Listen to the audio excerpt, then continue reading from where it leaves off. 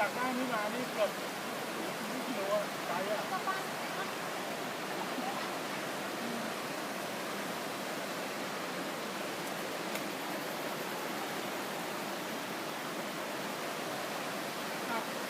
ออกจากแผ่นกระจายครับ